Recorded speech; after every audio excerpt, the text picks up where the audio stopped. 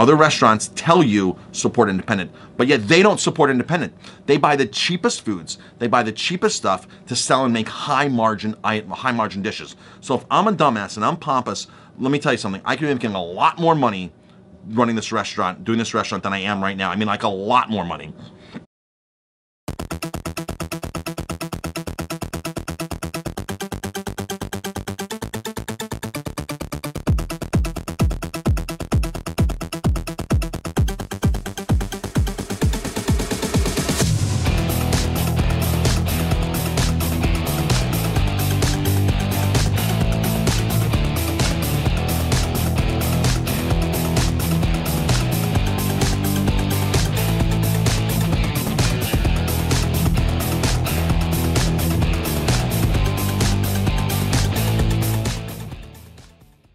Hello, Chef Marcus Guiliano here, and I'm your chef on a mission. I want to make a follow-up part 2 video to my Angry Orchard video.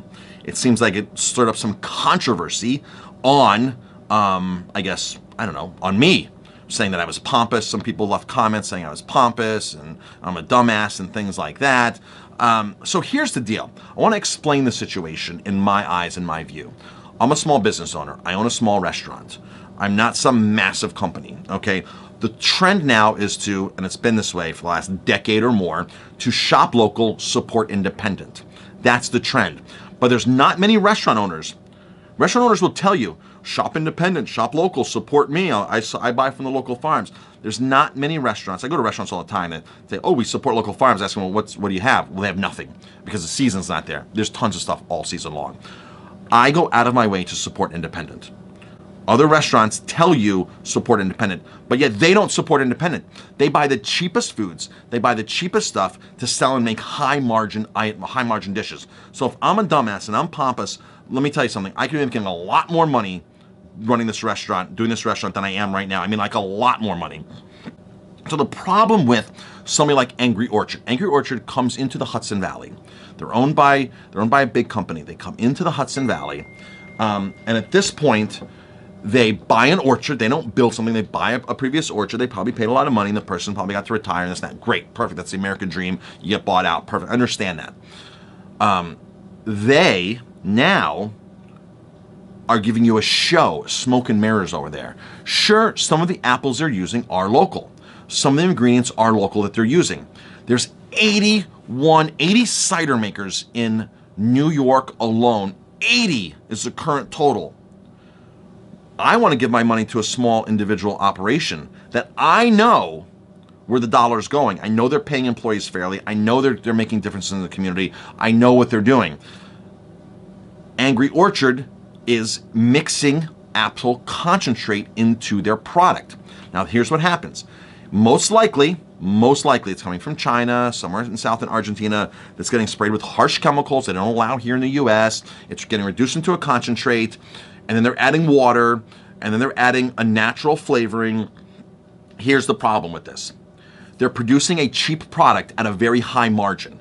The margin is massive on this. This is why they have $1 million ad campaigns, folks. This is why they're across the country. They've scaled this thing out to make the most amount on you. They're making big bucks on you. If you go somewhere like 1911 or Doc's or another independent, their margins are much smaller because they don't have the luxury of buying apple juice concentrate at pennies on the dollar what it's costing the other people to grow and press apples here in New York, in the Hudson Valley, and upstate New York, Finger Lakes, wherever it's from, in the Northeast region here. So they're buying a massively inferior product. They're making it a lot cheaper. They're making a ton more margin. And what happens is they can put that product out there and undercut the guys who are doing the real deal. And that hurts the independents. It hurts the other 80 people that are out there that are pouring their blood, sweat, and tears and their livelihood and trying to make a business. It hurts all those independents because they can't compete in price. There's no way for anybody to compete in price. So they have to lower their price to get in the market share. And Angry Orchard knows this. And they're preying on you. They're preying on you, the consumer, by building this beautiful, this magnificent tasting room with apple trees out there. They're preying on you, and and it just goes a trickle-down effect where the small independent guys, I've had tons and tons of small distillery owners, small cider owners, all independents, whether they're from here in New York, the U.S., or England, or London, or wherever, France, Germany, Italy. Thank me, because Marcus, you have no idea. We wish there were more chefs like you that didn't buy those big brands, that just said no, that just put a halt towards it. Because there's no real economy in that stuff. And it hurts the other guys who are trying to do the right thing. So if you want every brand to be bought out, and if you want everything served cheaply, and everything with apple juice concentrate, or every gin that's out there, or vodka or tequila, there's a massive, I've done many tequila videos on how you extract agave nectar. The big guys, Don Julio, I'm not sure, I'm not talking Don Julio, I'm thinking Cuervo. There's tons of these big producers that take a chemical hydrochloric acid and take this agave and put it through an diffuser, and steam it, hydrochloric acid it, extract it. It's not the way you make traditional tequila. It's not the way, it's not the logic. They've taken this and just scaled it out so they can produce more and more and more and more. And they can produce their tequila for half the price of the other guy who's doing the other two methods of tequila. The very traditional, where they roast it for all week long in a closet, in a brick closet, or the autoclave, which is a 2-day process. It's half the price, these big guys like Cuervo, but they're not charging you half the price in the store. They're making that much more money on you. It's the consumer who's the sucker, and now it's the other guys who have these family businesses that can't afford to stay in business or keep up. So they throw their hands in the air and they sell out to a Cuervo, they sell out to an InBev, Anheuser-Busch, they sell out to a Heineken, because they've gone in there and they have these $1 million ad campaigns that they choke the independents. And I'm one of the only chefs out there that's willing to stand up. There are some other ones, and there are lots others, but when you look at how many of us are out there per 100 chefs, there's a small handful of us that are willing to stick to our standards. And some of the top farm-to-table restaurants here in the state, in the Hudson Valley, they rely on serving you cheap stuff. They rely upon those big brands where they're making more margin too. So, I could be running my restaurant a totally different way, and I'm sorry I'm not to those people who says that I'm a dumbass and then I'm pompous and this and that. This is all logic. This is all logic, and the consumer is the one that's getting ripped off. Then the taxpayer gets ripped off, because now you have less businesses to pay taxes, and you're buying more product from China, from wherever you're buying. I can go on and rant on this. So if you didn't like my video, it's your choice. Keep drinking Angry Orchard. Keep taking people to Angry Orchard when they come visit you here in the Hudson Valley. Keep supporting Angry Orchard. Keep supporting any company that's like that. Hey, if you live in Newark, New Jersey, go toward the Budweiser plant. That's local down there in Jersey. That's a great operation, right? Who knows where they're buying their rice from to make that? No, you want to go to a small brewery when you're in New Jersey, or when you're in the Hudson Valley, or wherever you are across the globe. When Jamie and I go travel, it's not like we go to a good beer store and we want to drink what's local, what's made independently local, not because the Budweiser plant's an hour away and that's considered local there in St. Louis or wherever part of the country. And we want to drink something that's made by a real family, a real business model that's making an impact in the community, that has, my wife and I are race directors for Ellenville Run Like the Wind. We have to hit up a lot of businesses for donations. We hit up the big guys like Walmart and ShopRite, and then we hit up the small independent guys. The small independent businesses are always the one that donate the most. They're always the one that give the most. They're always the ones that are cared about their community.